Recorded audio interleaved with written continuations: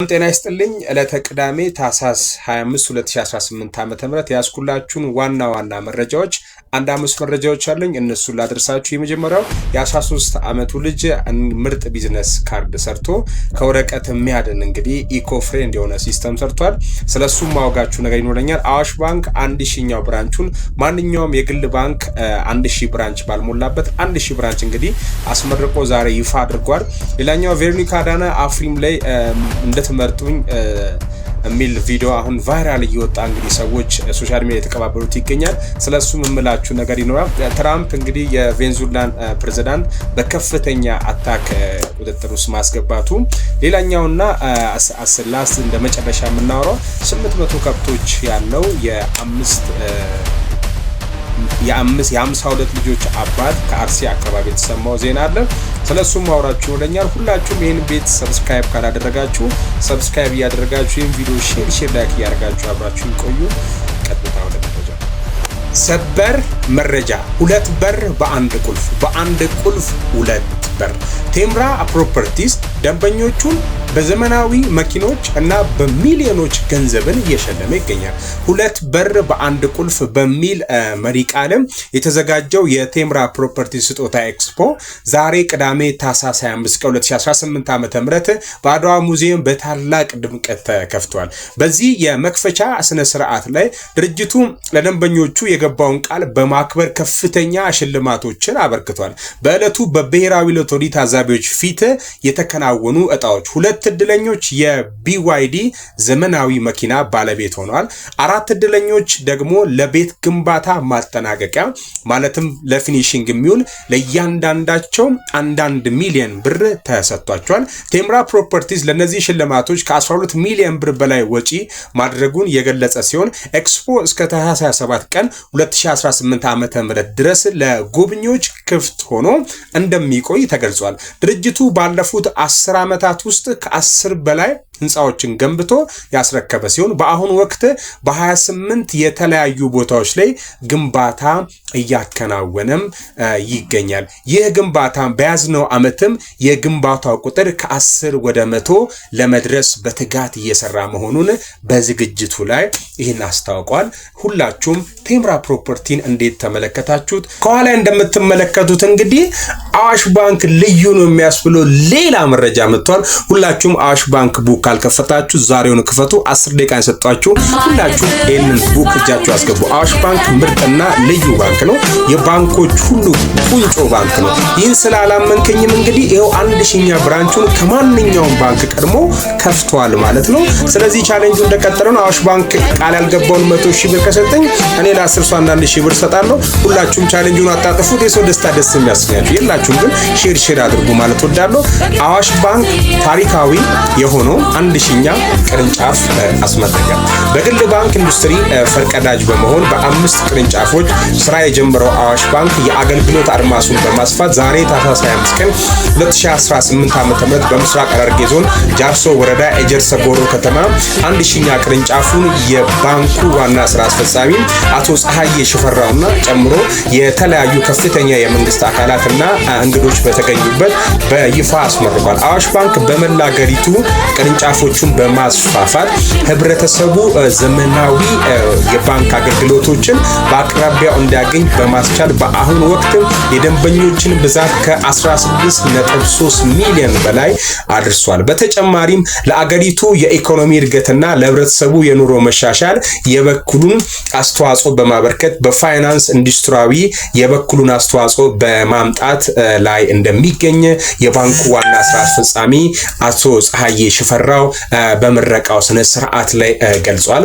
ባንኩ ከመደበኛው የባንክ አገልግሎት ሰጪ ቅርንጫፎች በተጨማሪ ደንበኞችን ማዕከል ባደረጉ ከወለድ ነፃ የባንክ አገልግሎቶችን በዲጂታል ቅርንጫፎች ኢብራንች ማለት ነው በመታገዝ ዘመኑን የዋጀ ቀልጣፋ አገልግሎቶችን እየሰጠ ይገኛል። አዋሽ ባንክ የጃርሶ ቅርንጫፍን ከመክፈት በተጨማሪ የአካባቢውን ማህበረሰብ ኢኮኖሚያዊ ተጠቃሚ ተጠቃሚነትን ለማረጋገጥ ለሀገር ብዙ ዋልታ የዋሉ የሀገር ባለውለታዎችን ላፈራው ለጃርሶ ሁለተኛ ደረጃ ትምህርት ቤት ግምታቸው በብር 1,300,000 ዋጋ የሚያወጣ ብዛታቸው 25 የሆኑ ኮምፒውተሮችን አበርክቷል ለትምህርት ቤቱ ማለት ነው። ከዚህም በተጨማሪ የኤጀርሶ ጎሮ ከተማ የመጠጥ ውሃ አቅራቦት ችግርን ለመቅረፍ እና የአካባቢውን ማህበረሰብ ተጠቃሚ የሚያደርግ የከርሰ ምድር የውሃ ቁፋሮ ፕሮጀክት ለማከናወን ባንኩ ባጀት የመደበ ሲሆን የፕሮጀክቱ ማስጀመሪያ የመሰረት ድንጋይም በዛሬው ዕለት ተቀምጧል። ይህንን የአዋሽ ባንክ የ1000ኛ ቅርንጫፍ እንዴት ተመለከታችሁት? እንግዲህ ገንደ ጎሮ የተሰራው እንግዲህ አንደኛው ዛሬ የመጣሁት ለሞቀስ ነው። በጣም ከልብ ይቅርታ ጠይቃለሁ ይሄን በማለቴ፣ ግን አዳምጡኝ እስከመጨረሻው። የመጀመሪያው ነገር ቴንኪዩ ከወቀሳው በፊት ቴንኪዩ ማለት ፈልጋለሁ። ዚኮማ ዋርድ ላይ ቮት ስላደረጋችሁኝ ከልብ አመሰግናለሁ። ከዛ ውጪ አፍሪማ ላይ በጣም ሰፊ ልዩነት ነው ያለው። በጣም የሚገርማችሁ ሁሉም ላይ ብትሄዱ ማለት ነው ላይክ በጣም ትልቁ ቮት በእያንዳንዱ ካታጎሪ ላይ ስትገቡ በጣም ትልቁ ቮት 50,000 ወይ 60,000 ነው በጣም ትልቁ የሚባለው።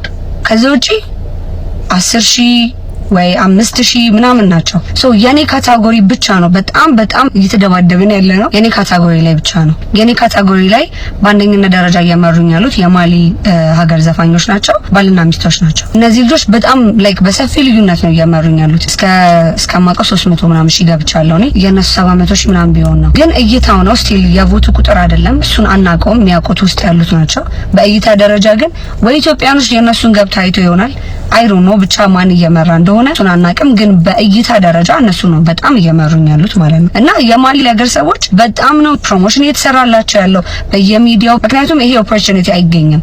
ኦል አፍሪካን ሚውዚክ ነው አፍሪማ ነው በጣም ትልቅ ስቴጅ ነው ማለት ይሄን እድል ማጣት ያለብን አይመስለኝም። አይኖ አይሰራም እረዳቸዋለሁ። ግን ስትጀምሩ ፕላስ 251 የመደመር ምልክት 251 ብላችሁ ቁጥራችሁን ስታስገቡ እንደዛ አስገቡት። 09 ስትሉት አይሰራም። ወይም የውጭ ሀገር ከኢትዮጵያ ውጭ ያላችሁ ደግሞ ከሆነ 00 ብላችሁ ስትጀምሩት አይሰራም። አንደኛ። ሁለተኛ ደግሞ በአዲስ ኢሜል ሞክሩ። መጀመሪያ በሞከራችሁት ኢሜል እምቢ ካላችሁ በሌላ አዲስ ኢሜል ሞክሩ። ይሄ ቮት ማድረጋችን ግዴታ ነው ማለት አይታችኋል እኮ እኔ ቬሮኒካ አላልኩም ወጥቼ ኢትዮጵያ ነው ብዬ አይደል ያስተዋወቅኩት። በጣም ትልቅ ኦፖርቹኒቲ ነው። ኢትዮጵያን አርቲስቶች ለምንድን ነው ኢንተርናሽናል አርቲስት የማይሆኑት ብለን ከመጠየቃችን በፊት እኛ ደግሞ እንደ አድማጭና እንደ ተመልካች ምን ሰፖርት አድርገናል ብለን ደግሞ ራሳችንን መጠየቅ አለብን። ነው በጣም አድካሚ ነው። ግን እኔ የምትወዱኝ ኦኬ፣ አሁን እኔ የምጠይቃችሁ ለምትወዱኝ ከመጀመሪያው ጀምሮ ከጎኔ ለነበራችሁት ብቻ ነው። ገባችሁ? ፕሊዝ ቮት አድርጉ። አሁን የቀረን ኦልሞስት 5 ቀን ነው 4 ቀን ነው። እኔ ደግሞ በጣም ትልቅ ነገር ይዤ መጥቻለሁ። ላይክ እኔ አዋርድ ለመውሰድ ብቻ አይደለም የምሄደው። ባላሸነፍ እኔ አይስወር ምንም አይመስለኝም። የምሄደው ሌላ በጣም ትልቅ ጉዳይ አለኝ። በጣም ትልቅ የማሳካው ነገር አለ። ከዚህ በፊት ኢትዮጵያ አድርገው ማታውቀው በጣም ትልቅ ነገር አለ። ሰርፕራይዝ አለ ብያችኋለሁ አይደለ? እኔ እሱን ለእናንተ ስጦታ ሲዝላችሁ you have to vote for me. ገብታችሁ ቮት አድርጉ ፕሊዝ።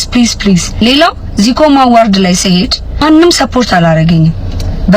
እንደ መንግስትም ሰፖርት አልተደረኩም። ምንም ነገር ሰፖርት የተደረኩት ነገር የለም። ሴኔን ቲኬት የከፈልኩት አንዳንዱን ወጪዎች ራሴ ነው። ከዛም ተከፍሎኝ አይደለም ግን ሂጄ ግን ኢትዮጵያን አስጠርቼ ነው የመጣሁት። ከራሴ ነው ወጪ እያወጣው። በጣም ውድ ነው ታውቁታላችሁ። ምን ሁሉ ወጪ አውጥቼ ስመለስ ግን ኢትዮጵያን ያስተዋወቅኩት ሀገሬን ያስተዋወቅኩት። ቢቻል በጣም ሰፖርት መደረግ የነበረበት ጉዳይ ነበረ። ግን ኢትስ ኦኬ። እኔ አሁንም ገንዘብም ጥያቄ የለብኝም። እኔ ራሴን ችዬ መሄድ የምችል ሰው ነኝ። ኢትስ ኦኬ። ግን አሁን የምጠይቃችሁ እናንተ መጠየቅ እችላለሁ ወዳጆቼ ስለሆናችሁ። ቮት አድርጉ ፕሊዝ። ገብታችሁ ቮት አድርጉ። ሌላ ደግሞ ቲክቶክ ላይ ብዙም እንዳድሩ ቪዲዮ ምናምን ስለማለቀ ነው መሰለኝ አይ ቲንክ ብዙም እየታየ አይደለም። ኮፒ ሊንክ ሼር አድርጉ ነው ይባላል። ኮፒ ሊንክ ሼር አድርጉ። ላይክ ይሄ እንዴት ነው አንተኑ ቲክቶክ እንዲስተካከል እሱን አድርጉልኝ። ቮት ማድረጋችሁን አትርሱ። ኢንስታግራም ባዮ ላይ ገብታችሁ በቃ እግዚአብሔር ያለው ነው የሚሆነው። ቻው። ቮት ላረጋችሁ ግን ቴንክ ዩ ሶ ማች። በጣም ነው የምወዳችሁ። ባይ። እናንተ ለገና በዓል ምንድነው ማርዳ ያሰባችሁት? በሬ፣ በግ ወይስ ዶሮ? አረ ይሄንንም ላይኖረን ይችላል አይደል?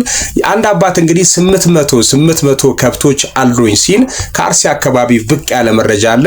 ከ5 ሚስቶቹ 52 ልጆች ያፈሩት አባት ከ800 በላይ ከብቶች ማርባት ችሏል። ትልቁ ልጃቸው 300 ከብቶች ማርባት ችሏል። በምዕራብ አርሲ ዞን በአጄ ሻላ ወረዳ ነዋሪ የሆኑት የ70 ዓመት አዛውንት ከ5 ሚስቶቹ 52 ልጆች ያፈሩት አባት ከ800 በላይ የቤት እንስሳት በማርባት ተደናቂነትን አትርፏል። አቶ ጃርሶ ዴክሲሶ የተባሉት የአርሲ ዞን አጄ ሻላ ወረዳ አጄ ቀበሌ ነዋሪ የሆኑ ግለሰብ ከ52 ልጆች በተጨማሪ ከመቶ በላይ የልጅ ልጅ ለማየት የቻሉ መሆናቸው አቶ ጃርሶ ዴክሲሶ ለብስራት ሬዲዮ ተናግሯል። አዛውንቱ ልጆቹ ብቻ ሳይሆኑ ከፍተኛ ቁጥር የቤት እንስሳት በማርባት አድናቆትን አትርፏል። አቶ ጃርሶ ዴክሲሶ ከ150 በላይ ፍየሎችና በጎች፣ 59 የጋማ ከብቶችና ፈረሶች፣ ከ600 በላይ የቁም የቀንድ ከብቶች ማርባትም ችሏል። አቶ ጃርሶ ለከብቶቻቸው 7 ጠባቂ እና እረኞች የቀጠሩላቸው ሲሆን እያንዳንዳቸው ልጆቻቸው ከብቶቹን በመንከባከብ የራሳቸውን ድርሻ እየተወጡ እንዳለም ገልጿል። ታላቁ ልጃቸውም የራሳቸውን ፈለግ ተከትሎ እስከ 300 ከብቶች የሚያረባ መሆኑን ተናግሯል። በአሁኑ ሰዓት የ52 ልጆች ተጠቃሚነት ያማከለ ስራ ለመፍጠር በአጄ ከተማ ህንፃ እያስገነቡ ይገኛሉ። በሌላ በኩልም በሻሸመኔ ከተማም ተመሳሳይ ስራ ለመስራት ልጆቻቸው እኩል ተጠቃሚ ለማድረግ እየሞከሩ ቢሆንም ልጆቻቸው ከውርስ ጠባቂነት ወጥተው ስራ ፈጥረው ራሳቸውን በኢኮኖሚ እንዲደግፉና እየሰሩ እንዳለም ተናግረዋል። አቶ ጃርሶ ዴክሲሶ የተቸገሩ ሰዎችን በመርዳት በኩልም ለተቸገሩ ሰዎችም ካላቸው ብር ሳይሆን ከብቶች በማካፈል ድጋፍ እንደሚያደርጉ ለብስራት ሬዲዮ ተናግረዋል። ይህ መረጃ የቀረበው በምህረት ታደሰ ነው። እንዴት አያችሁት እናንተ? እንግዲህ ዶሮ፣ በግ፣ ፍየል ሰው ለማረድ ለባል በተቸገረበት ወቅት 800 ላሞች አሉኝ ብሎ ብቅ ያለው አቶ ጃርሶ ዴክሲሶ ናቸው። እንግዲህ ምን ተሰማችሁ ስለሳቸው? እነሆኝ ሰበር መረጃ whenever you want to talk to me wherever you want to talk to me I'm ready ሲል የነበሩት የቬንዙዌላ ፕሬዝዳንት ለትራምፕ የዛቻ ንግግሮችን ሲዝቱ የነበሩ ይህ ፕሬዝዳንት ዛሬ በከፍተኛ ጥቃት እንግዲህ እጅ መስጠታቸውን ከነባለቤቱ መማረካቸውን እንግዲህ መረጃዎች እያሳዩ ይገኛሉ። የአሜሪካ ፕሬዝዳንት ዶናልድ ትራምፕ ዛሬ ቅዳሜ ዕለት በሰጡት መግለጫ የአሜሪካ የጦር ኃይሎች በቬንዙዌላ ላይ ከባድ ጥቃት መፈጸማቸውንና የሀገሪቱ ፕሬዝዳንት ኒኮላስ ማዱሮ ተማርከው ከሀገር መውጣታቸው ተገለጸ። ይህ የትራምፕ መግለጫ በአሁኑ ሰዓትም በዓለም አቀፍ መገናኛ ብዙሃን በስፋት እየተዘገበ ይገኛል። እናንተስ ምን ትላላችሁ? ሐሳብ አስተያየት ኮሜንት ሴክሽን ላይ አጋሩኝ። ላይ የምትመለከቱት ልጅ እንግዲህ ምርጥ የሆነ ዲጂታል ቢዝነስ ካርድ ሰርቶ አበርክቷል። እንግዲህ እስኪ መረጃውን ላድርሳችሁ። እናንተ አዲስ ከሆናችሁ ቤቱን ፎሎ በማድረግ እንግዲህ ሼር እያደረጋችሁ አብራችሁን ቆዩ። የ13 ዓመቱ ታዳጊ የወረቀት ቢዝነስ ካርድን የሚያስቀር የኤንኤፍሲ ቴክኖሎጂ ለገበያ አቀረበ። ባርቶን ኤንኤፍሲ ኩባንያ ሶሉሽን ጋር በመተባበር የወረቀት ቢዝነስ ካርድን በዲጂታል ቴክኖሎጂ የሚተካ አዲስ የኤንኤፍሲ ምርት ዛሬ ታህሳስ 3 2018 ዓ.ም በማሪዮት ኤክስኪዩቲቭ ሆቴል በይፋ አስመረቀ። ይህንን ፈጠራ ወደ ሀገር ውስጥ በማምጣትና በማልማት ረገድ ቀዳሚውን ሚና የተጫወተው የ13 ዓመቱ ታዳጊና የ8ኛ ክፍል ተማሪ የሆነው ነው። ታዳጊው አባቱ ለስራ ጉዞ በርካታ የወረቀት ካርዶችን ሲይዝ በመታዘብ ይህንን ብክነት በቴክኖሎጂ እንዴት ማስቀረት ይቻላል በሚል ባደረገው ጥናት ቴክኖሎጂን ለሀገር በቀል አገልግሎት እንዲውል አድርጓል። ካርዱን ወደ ስልክ ታፕ በማድረግ ብቻ የግለሰቡን ወይም የድርጅቱን መረጃ፣ ፖርትፎሊዮና ቪዲዮን በቀጥታ ወደ ስልክ ያስተላልፋል። ለአንዴ ታትሞ ለህይወት ዘመን የሚያገለግል በመሆኑ ተቋማት ለካርድ ህትመት የሚያወጡትን በሚሊዮን የሚቆጠሩ ብር ያስቀራል። የወረቀት ብክነትን የሚያስቀር ለአካባቢ ጥበቃም ተስማሚ ይሆናል። ኢኮ ፍሬንድሊ በምረቃ ስነ ስርዓት ላይ የሰንሻይን ኮንስትራክሽን ባለቤት የሆነው አቶ ሳሙኤል ታፈሰ የብራንድ አምባሳደር የሆነ ሲሆን ፕሮግራሙ ላይ የንግድ መሪዎች፣ የድርጅት ስራ አስኪያጆችና የቴክኖሎጂ ባለሙያዎች የታደሙ ሲሆን ባርቶን ኤንኤፍሲ ሶሉሽን በ26 ምርቱን በስፋት ለገበያ በማሰራጨት የኢትዮጵያ የዲጂታል ትስስር ለማዘመን አቅዶ እየሰራ መሆኑን አስታውቋል። እናንተ ህፃን ገመቹ የ10 ዓመቱ ልጅ ከደንቢ ዶሎ እስከ ሆሎታ 600 ኪሎ ሜትር ለተጓዘው ልጅ ምን እየሆነ ነው፣ ምን እየተደረገ ነው ስለሚለው ነገር አሁን ማድረሳችሁናል። ቤቱን ፎሎ አድርጉ፣ ሼር አድርጉ። የቪዲዮ ቫይራል ይውጣ። አመሰግናለሁ። ስለምታደርጉልኝ ከሞት አፋፍ ወደ ተስፋ ብርሃን የህፃን ገመቹ የድል ጉዞ በመኪና ስር በሚገኙ ብረት ላይ ተንጠልጥሎ ከደምቢዶሎ እስከ ሆሎታ 600 ኪሎ ሜትር በሞት ጥላ ውስጥ የተጓዘው ያ ጀግና ህፃን ታሪክ ዛሬ በደስታ ተቋጭቷል። እናቴን ለመርዳት ነው ብሎ ህይወቱን አደጋ ላይ የጣለው ህፃን ገመቹ ፈጣሪ ዛሬ መንገዱን አቅንቶለታል።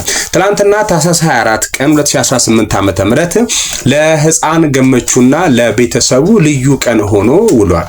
በታዋቂው የቲክቶክ ተጽዕኖ ፈጣሪ አዶናይ ማለት ነው አስተባባሪነት እና በቦራ አሚዝመንት ፓርክ ደግነት ህፃኑ የሚከተሉትን ድጋፎች አግኝቷል። ለቀጣዮቹ 12 ተከታታይ ወራት የ100,000 ብር በቋሚነት እንደሚከፈለው ተወስኗል። ይህ ድጋፍ ህፃኑ በህይወት ተወራርዶ ሊረዳት ለፈለጋት እናቱና ለራሱ መተኪያ የሌለው እገዛ ይሆናልም ተብሏል። በቦራ አሚዝመንት ፓርክ በተካሄደው ስነ ስርዓት ላይ የፓርክ አመራሮችና አዶናይ ተገኝተው ስምምነቱን በይፋ አጽድቋል። ገመቹ ከ600 ኪሎ ሜትር መኪና ስር ተደብቆ የመጣው የተሻለ ኑሮ ፍለጋ ሳይሆን በልጅነቱ ትከሻው ላይ የወደቀውን የቤተሰቡን ሸክም ለማቅለል ነበር። እናቴን ለመርዳት የምትሏ ያቺ አጭር ቃል ግን ብዙ ሰው ልብ ውስጥ መግባትም ችላለች። ኢትዮጵያውያንም በዚህ ኢሹ ላይ መሳተፍ ችሏል። አምላክ ሲፈቅድ ከሞት ጥላ ውስጥ ህይወትን ይሰጣል፣ ከመከራ ውስጥ ደስታን ያወጣል። ለአዶናይ ለቦራ አሚዝመንት ፓርክ ምስጋናና ክብር ይገባል። ገመቹ ዛሬ እናቱን የሚረዳበት እውነተኛ አቅም አግኝቷል። የህፃናት አምላክ ይመስገን። ይህን ቪዲዮ ሰላም ክብሯንና ክብሯት አድማጮቼ የአንዲት እህት የትዳር ህይወት እንግዲህ ሰሞኑን ሶሻል ሚዲያ ላይ ማነጋገሪያ ሆኗል። እኔም የተረዳሁትን የተወሰነ ግላዊ ሐሳብ ለእናንተ ለማስተላለፍ በዚህ ቪዲዮ መጥቻለሁ። ስሟ ጽዮን ግርማ ይባላል። ኮቪድ አካባቢ ነው የፍቅር ግንኙነቷን የጀመረችው። እንዲህ እንዳያሉ ዴት እያወሩ በቴክስት ምናምን ያለ የፍቅር ህይወታቸው እየጠነከረ ወደ ትዳር ዓለም ይገባሉ። በፍቅር ህይወት ላይ የታዩና ትዳር ዓለም ላይ ስንገባ በጓደኝነትና በትዳር ዓለም ስንገባ የነበሩት ነገሮች ሙሉ በሙሉ ይለያያሉ። ያፈቅረኝ የነበረ ልጅ ይንቀኝ፣ ያጥላላኝ፣ ይጠላኝም ነበር። ትዳር ከጀመረም በኋላ የኔ ጉዳዮች ክሬዲት አይሰጣቸውም። ከኔ ይልቅ የውጭ ሰዎችን እያደመጠ እያከበረ እኔ ለምለው ነገር ዋጋ አይሰጥም። እንሂድም ብለው እኔ ባልኩት ሰዓት መሄድ አይፈልግም። ዴትም ብናደርግ በተቀጠርነው ሰዓት አይመጣም። እንደ ሴትነቴ ክብር አልሰጠኝም፣ ቦታ አልሰጠኝም። 2 ሰዓት አርፍዶ ነው የሚመጣው። ለንግግሮቼና ለምሰራቸው ጥሩ ስራዎች እንኳን ክሬዲት አይሰጣቸውም። በመቶ የሚሰራውን አበባ በአንድ ዲኮር እያደረገ እችላለሁ ብሎ ኢቭን ቤተሰብ ፊትም ሲሰርበኝ እኔም ደበሬም ብዬ ንቅያት አልቼው ምላሽ አልሰጠው ነበር። ይሁን ብለን ብዙ ጊዜያትን ገፋን። ቴክስት ምላሾችን አያለው ከሌላ ጓደኞች ቺት ሲያረግብኝ ኢቭን ሲደወልለት ተሰማለው።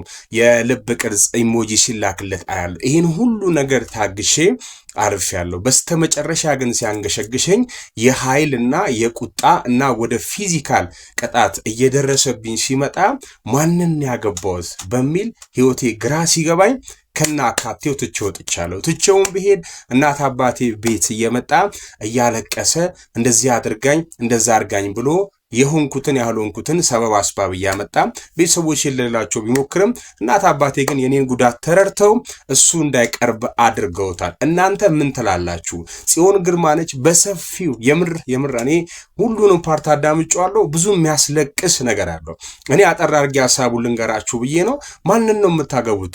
እህቶቻችን ሁላችሁም ብቻችሁን መኖር ትችላላችሁ ነው ጽዮን ግርማ የምትለው መጨረሻ ላይ።